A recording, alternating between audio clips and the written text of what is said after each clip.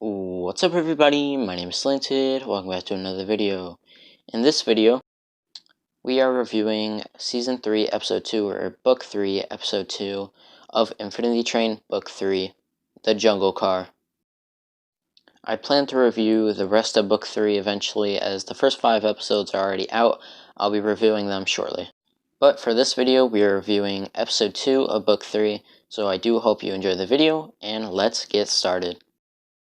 I would also like to mention that the Infinity Train review for Season 3, Episode 1, The Musical Car, blew up. It is my best video on my channel. It's doing really well, and I was freaking out because I went to sleep when it had around 90, and I was already hyped because it was doing well. Then I woke up to having over 800.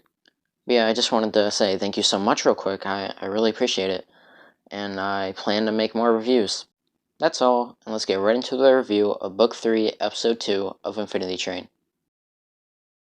So, in Season 3, Episode 1, the episode ended with Grace and Simon walking into the cart door of the Jungle Car. The Jungle Car first appeared in Book 1 as the cover art for Book 1. So it's really cool that we're finally exploring that.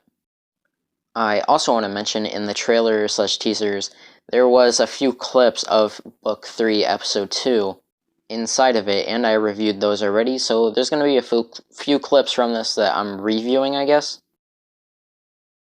But other than that, since I think it's fine, we're just going to review it anyways, and yeah, that's going to be all for that, and let's just get right into the actual Book 3 episode review. The episode starts out with Simon worrying since they don't really have much and they're just stranded in this stupid car. They have nowhere to go and they just have a long way to go. So then Grace strategizes and says they have a bunch of stuff, it's all fine. So then they look at all their junk and food and what they have, which is actually a pretty good amount to strategize with. And I wouldn't be surprised if any of this stuff comes into play in this episode or a future episode. And now we actually get to see some more stuff dealing with the Jungle Car and what it's like and what happens inside, just what it's about. Looks to be a moderately sized car, jungle themed, but with a little extra flair? Now you realize in the Jungle Car, whatever you touch, it adds this little flare, this little light that comes off. It's just like a little light. As the life forms seem to not be too much of a threat, Grace decides to tease Simon and just throw it and just be like, that's like nothing. And then she continues to tell him that, well, he's good and what we're doing is good. And there's no problem here. Everything's fine. And he's Grace and she's Simon. Wait. And everything's gonna be fine, because he's great. And she just shakes him and then he does this epic blush. As Grace manages to pull out the rock jumps and make it across, Simon immediately falls, doesn't even make it to the second rock. As they continue to make their way across the Jungle Car, going over the bridges, they hear this heavy sound wave. And then all the gnolls and animals just start running. Just another wave appears and the birds start flying. They're just shocked and scared. They're like, what's happening? And it's waves and then they almost die. And then we see this cool boot thing with his electrocution. And then he saves Grace. For once. Pulls her up. And everything's fine. No more waves. But then they realize, oh wait, it's gnolls. They're just making heavy waves. Apparently they can do that. As Simon climbs up on the tree thinking he found something, he sees this. The tree just falls over and then the forest begins to fall. And Simon just runs down the tree. Do this parkour, bro. He can ninja run. And he almost gets hit. Grace saves him again for like the 90th time now. Just the forest is destroyed.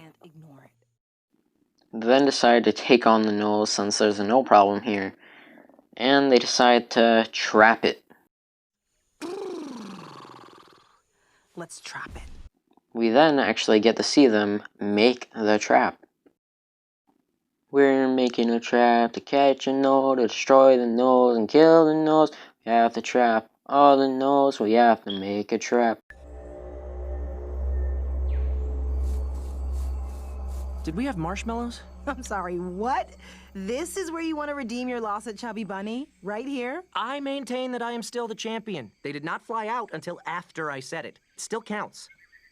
They then mention how they have played a game called Chubby Bunny that is in real life. It's literally a real thing and is a game where you shove marshmallows or cotton in your mouth and you just have to fill your mouth until you're not able to talk anymore. And every marshmallow you add, you have to say Chubby Bunny, and if you aren't able to say Chubby Bunny, then you fail the challenge. As they start hearing ominous sounds, they get a little scared and they go to check it out. They decide to go to the trap just to find it completely destroyed, and then they know that Noel is here. Now we can team up down together. And then a purple hand seems to grab Simon. I wonder who this might be. Maybe just a certain character that we saw in the cover art. Just, maybe. Just possibly. Maybe. I'm not sure though. Probably not. Maybe. Now, with Grace being all alone, she tries to find Simon and tells him to call out and say and start talking. And then she walks back just to be also grabbed. And then it just does this ominous scene where you really think that the episode is just about to end. Especially here when it just goes into a black screen. But nope, just the halfway point and we're waking up. As they begin to hear stomps on the ground, they look and see a gorilla. The gorilla's hands. As he gets closer. As punishment for being sneaky, the trespassers are given as food to the mighty Tuba. We then hear our protagonist of book 3. We hear her first words in the book so far. Episode 2 instead of book 1, so that's kind of weird, but yeah. Yeah, I already reviewed a lot of this and after this in my other Infinity Train book 3 video, so I don't really have much to say. Oh no! Please! Oh no! And then we actually get to see the character design for the main character, Hazel. We don't learn her name until a little bit after, but yeah, here she is. We also get to see the mighty Tuba, a gorilla with a sachet and 2 tubas on his shoulders. So that's a weird design, but he's really cool. Also, he can talk, what the fuck? That's you two! That's what you two sound like! I thought you said there weren't any passengers for at least 47 cars. I don't know. That's what the number tracker said. So on Simon's number tracker, it basically determines where someone is and what their number is, because their number signifies where they is, just like a location. When he checked before, it said there was no passengers for the next carts, and well, why is Hazel here then? This is weird. As Grace and Simon basically just try to introduce themselves and what the Apex is, and for them, because they want her to come with them, they just continue to tell her, and she's like, very interesting, And then Simon continues to talk about it, and then she just makes it a joke and starts going, brrr, and then they all start laughing. And it's a pretty funny moment, and he's like, okay, fuck that. And then Tuba just gets pissed. He's like, bro, yeah, okay, she is listening. It's just not cool. It's not funny. Alright? So we're making it funny. Jeez. You told me we don't hit! Since Tuba in the past apparently told Hazel not to hit, she is yelling at Tuba for trying to hit them, saying, you told me we're not supposed to hit. So of course Tuba then doesn't hit him. He can get a little excited. My name's Grace. Simon is my friend. What's your friend's name? This is Tuba. She's kinda shy. I can get shy too. Hi, Tuba. Hello. So as we learn Tuba's name, this big meaty gorilla, and hear Grace more, we learn that Tuba is a girl, as well as hear Tuba actually talk. Hello, what the fuck? And what's your name? Hazel. Now we actually learn Hazel's actual name. Well, Hazel. So, Grace and then tries to show her the numbers on her arm, and of course with this, Hazel's gonna think it's pretty cool. And then with Hazel looking at it, she's just gonna think it's cool, and by this influence, she's gonna think that what Grace is doing is correct on the train, getting her numbers up high. Do you have a number? I do! Now, I did review this in my first video and freak out for that, but you know what? Why not freak out again over that? What the fuck?! Bruh, she doesn't have a number! I mean, she has one, but it's not glowing! Why? But yours glows. Simon, take a look at this. That's probably why she didn't scan. The fake conductor was trying to hide her from us. Of course, by the fake conductor, they're talking about 1-1 from book 1 and semi-book 2, but not really. My favorite character in the show. As they tell her that her number is supposed to be glowing and it's a problem that it's not, they say, well, you should be coming back with us to the Apex so we can get that fixed. Maybe we can get yours to glow like mine does. Cool! Plus, you get to meet a bunch of other cool kids. What? They're basically just telling her everything that she wants to hear, so she wants to come to the Apex, making it sound like it's just a bunch of kids and it's just a fun place, and it's really not. But then, as she says yes to coming and Tuba can pack up, this happens. Yes! I'll tell Tuba to pack up. Tuba can't come with. What?